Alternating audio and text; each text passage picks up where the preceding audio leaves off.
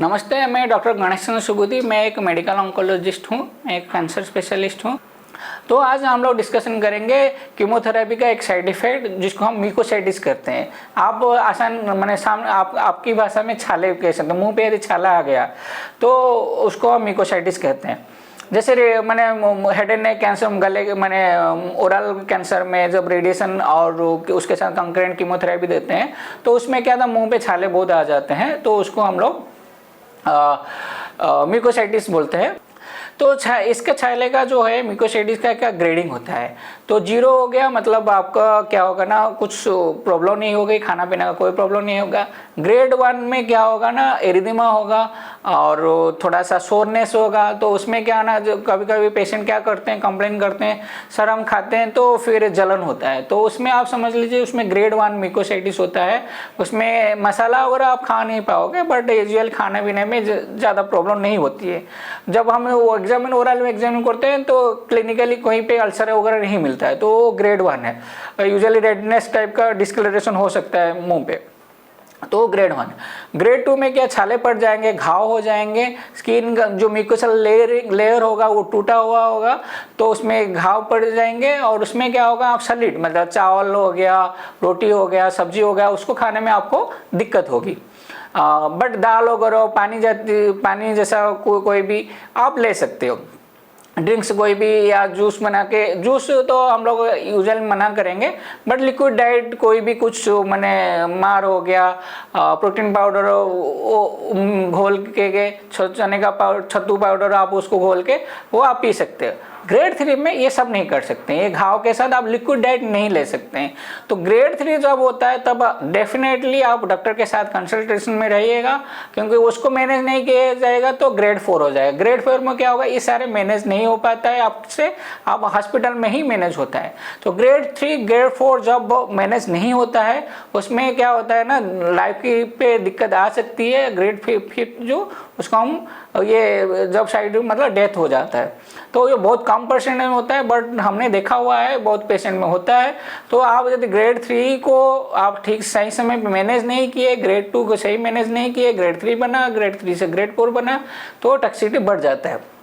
तो ये हो गया कि म्यूकोसाइटिस छाले मतलब मुंह से स्टार्ट करके मुंह माने खाने का सारे रास्ता, मुंह से लेके ओरोफैरिंग्स हो गया, oesophagus, stomach, small intestine, large intestine, rectum, अनल कैनाल, तो सारे में छाले हो सकते हैं। जैसे हम लोग मुंह पे फॉर एग्जांपल रेडिएशन देते हैं गले मुंह का कैंसर पे, और रेक्टम का कैंसर में रेक्टम में रेडिएशन देते हैं, वहाँ पे भी आपको छाले पड़ सकते हैं।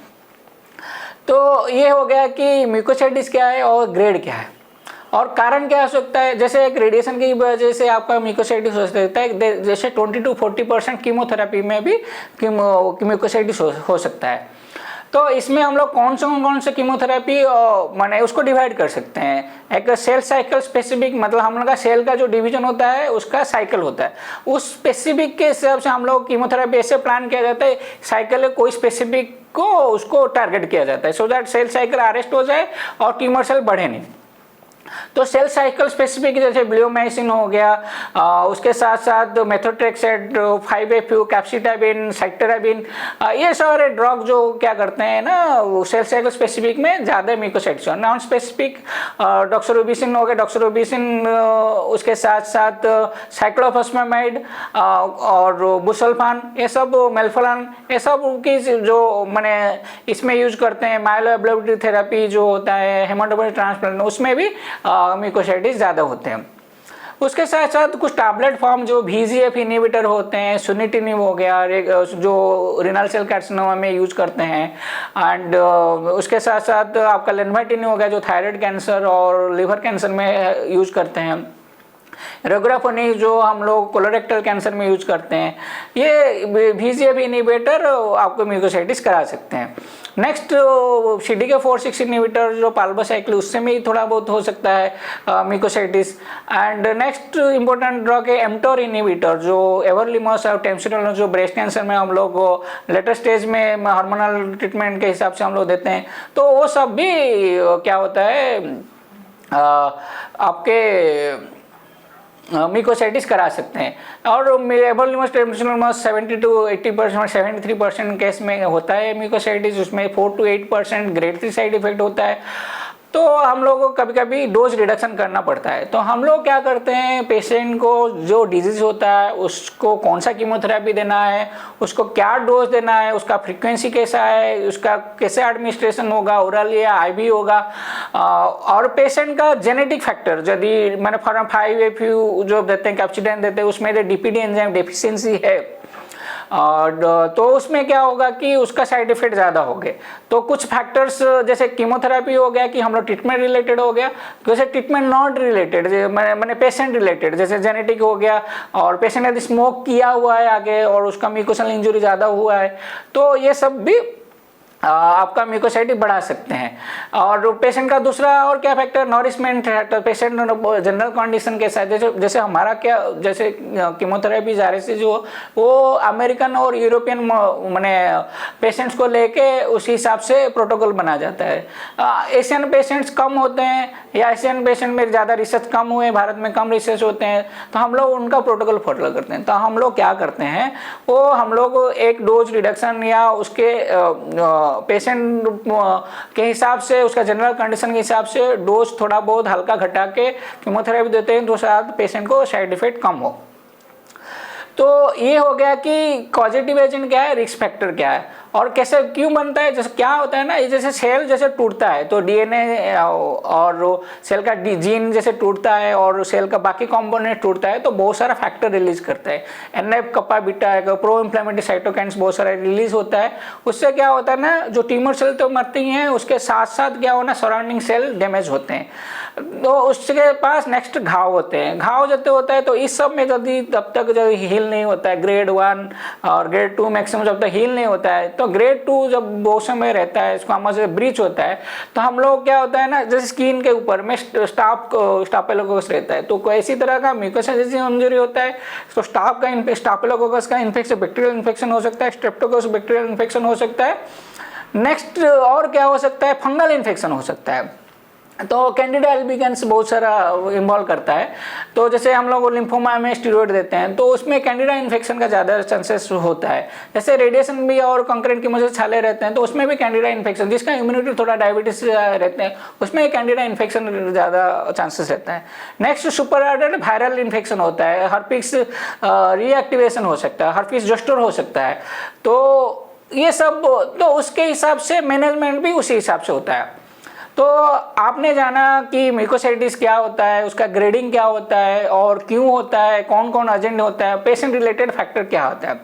उसमें पेशेंट रिलेटेड में सबसे मैं याद करूँ, फिर से बोलूँगा कि आपका प्रोटीन इंटेक ठीक रहना चाहिए, ओरल इंटेक पानी ठीक होना चाहिए और ओरल हाइजीन मेंटेन होना चाहिए। तो ट्रीटमेंट हम लोग फोकस करते हैं कि क्या करेंगे। सो सिंपल ट्रीटमेंट फोकस एक केयर से ही शुरू होगा कि आप मैंने जो डॉक्टर से जाने कि क्या ड्रग दे रहे हैं, उसमें क्या क्या साइड इफेक्ट होता है। हम लोग हर पेशेंट को कीमोथेरेपी के हर साइड इफेक्ट के बारे में बताते हैं, जो खासकर जो कॉमन साइड इफेक्ट जिस कीमोथेरेपी पे होगा उसको जरूरी बताते हैं। तो आप ध्यान से सुनिए, और सबसे इम्पोर्टेंट रहेगा कि आप मैंने बार बार अटेंडेंस चेंज कीजिए। पेशेंट के साथ 1 या 2 बंदे आएंगे जो रेगुलर आना चाहिए, क्योंकि हम उसी लोगों को बताते रहते हैं।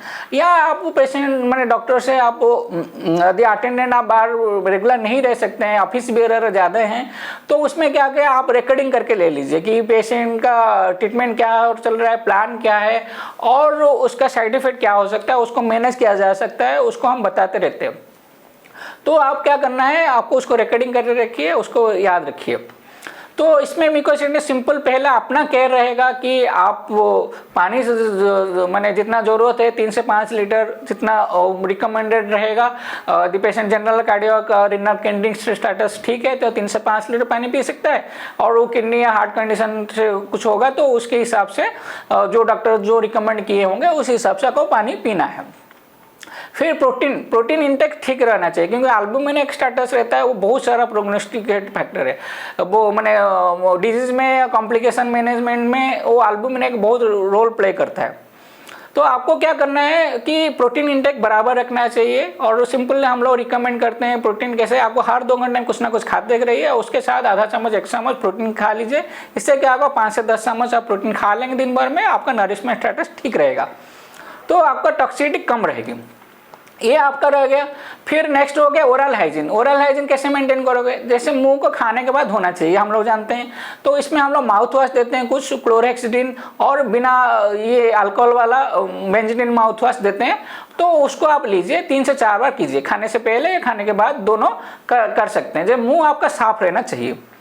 नेक्स्ट जैसे घाव थोड़ा बढ़ते हैं तो क्या होता है ना, लोकल एनेस्थेसिया थोड़ा देना पड़ता है, जिसमें लिग्नोकेन आता है, उसको आप 2% लिग्नोकेन सॉल्यूशन आप यूज कर सकते हैं, वो बहुत इफेक्टिव है।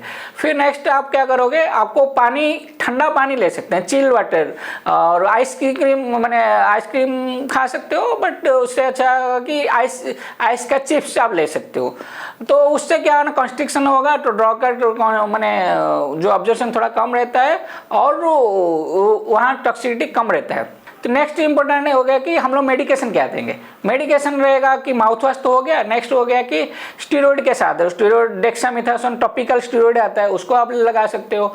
उसके नेक्स्ट इंपॉर्टेंट हो गया वो टैबलेट, डेक्सामेथासोन का 2 टैबलेट 100 ml सलाइन के साथ, खाने का सोडा, बेकिंग सोडा 1 चम्मच या एक छोटा पैकेट जो आता है, उसको घोल के 100 ml बना के 4-5 बार आप उसको माउथ वॉश भी करा सकते हो, उससे भी बहुत असर आता है, बहुत माने म्यूकोसाइटिस कंट्रोल आ जाता है।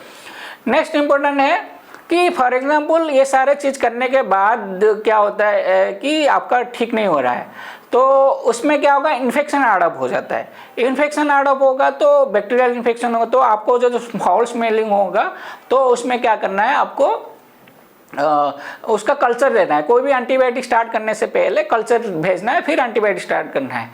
फिर मैंने स्टाफ या स्ट्रेप्टोकोकस कवर करके उसके हिसाब से हम लोग एंटीबायोटिक देते हैं। फिर फंगल इन्फेक्शन हो सकता है, तो कैंडिडा हो सकता है, तो टॉपिकल कोल्ट्रीमाजोल आता है, और ओरल फॉर्म में टैबलेट और फ्लूकोनाजोल आता है, उसको भी स्वाब कल्चर दे के आप उसको फिर टैबलेट फॉर्म स्टार्ट कर सकते हैं। फिर आप कल्चर जैसे आएगा उसके हिसाब से एंटीफंगल मेडिफिकेशन करते हैं। नेक्स्ट हर्पीस सिम्प्लेक्स वायरस रहेगा, तो आपको उसको क्या करेंगे, उसका टॉपिकल आता है ऑइंटमेंट, एसिक्लोविर ऑइंटमेंट, और टैबलेट फॉर्म में एसिक्लोविर आता है, दूसरा ड्रग भी फैमसाइक्लोविर, और दूसरा ड्रग भी आता है जो हर्पीस को इन्फेक्शन मैनेज कर सकते हैं।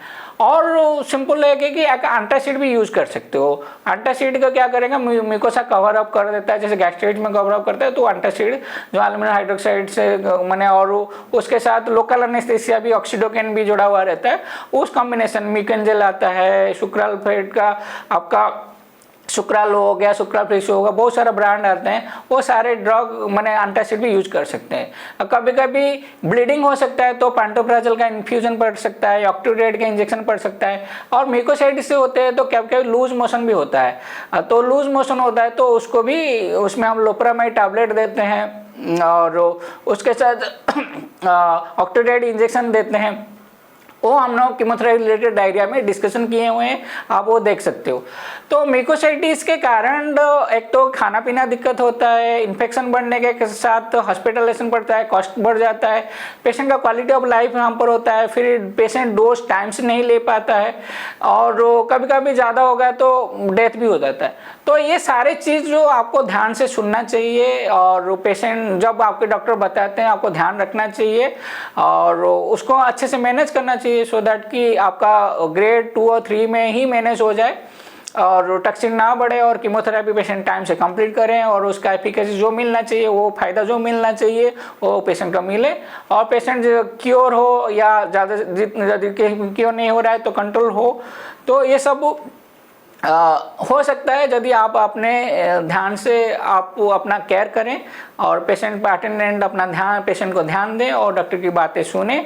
और ये वीडियो मैंने इसलिए किया कि आप बार बार इसको सुने, और ध्यान उसको रिपीटेडली सुन के आप इसको अपने लाभ के लिए यूज कर सकते हैं, और इसमें जो भी मैंने कमेंट सेक्शन में आप पूछ सकते हैं, कभी कुछ होता है तो या हम लोग का व्हाट्सअप नंबर रहेगा, आप पूछ सकते हैं। तो कभी कभी आपको हेल्प कर दें। फॉर एग्जांपल आप लोकल डॉक्टर के पास ट्रीटमेंट करा रहे हो तो क्या क्या चल रहा है आप हमको बता सकते हैं, तो हम लोग कोई भी मॉडिफिकेशन करा देंगे ड्रग का, तो उस हिसाब से मैनेज कर सकते हो। या हॉस्पिटल में टर्शियरी केयर में जो डॉक्टर आपको देख रहे हैं उनके पास जाके आप इलाज कर सकते हो।